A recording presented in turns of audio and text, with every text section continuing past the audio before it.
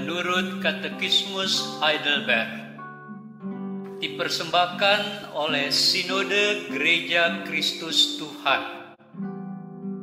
Pertanyaan ke-29. Mengapa anak Allah disebut Yesus yang berarti juru selamat?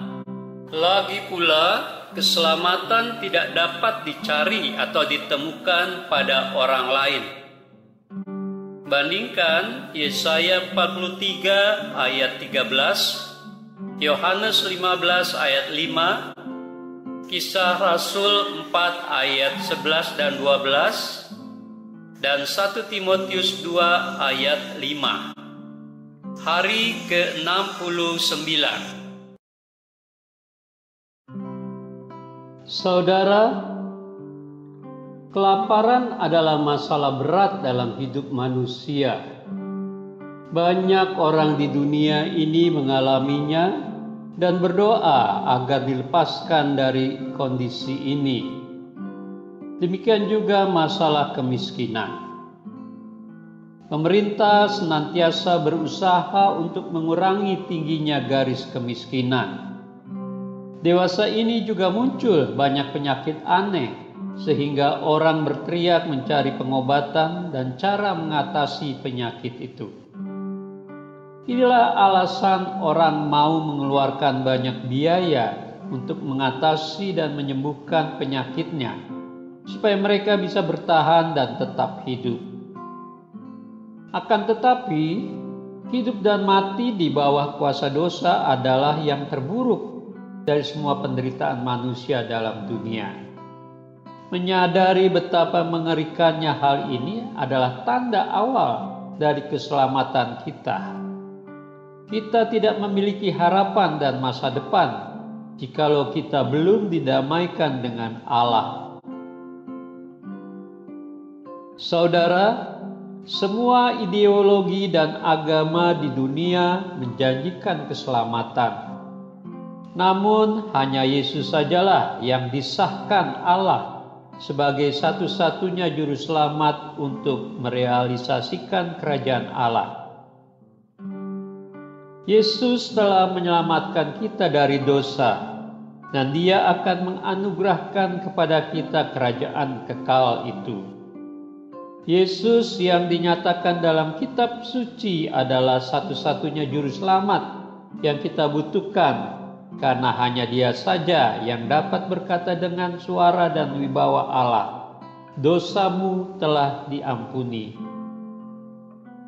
Saudara, mungkin Yesus tidak seperti juru selamat yang didambakan dan diharapkan banyak orang ketika Dia datang ke dalam dunia. Namun kebenaran Allah menyatakan bahwa Dia adalah juru selamat yang kita butuhkan. Saudara, tidak ada alasan bagi kita untuk tetap tinggal dalam dosa hari ini, karena Allah telah mengutus seorang juru selamat bagi kita, yaitu Yesus Kristus. Dia satu-satunya yang kita butuhkan.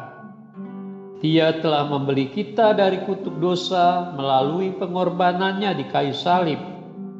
Sekarang kita harus memiliki prioritas yang benar dalam hidup kita.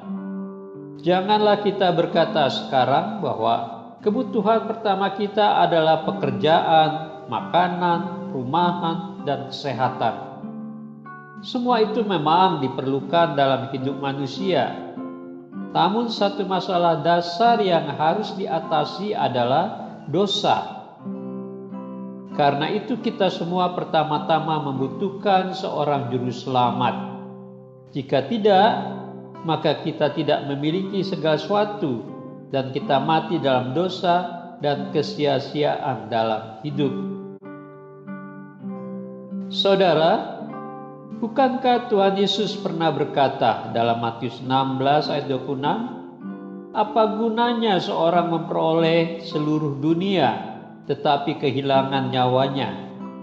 Dan apakah yang dapat diberikannya sebagai ganti nyawanya?"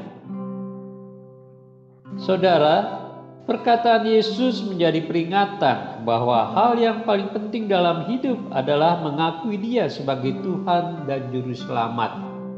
meskipun kita ada dalam ancaman maut sekalipun. Keyakinan kokoh inilah yang dipilih oleh uskup besar dari Smyrna, salah satu jemaat yang disebutkan dalam surat Wahyu, yaitu Uskup Polikarpus.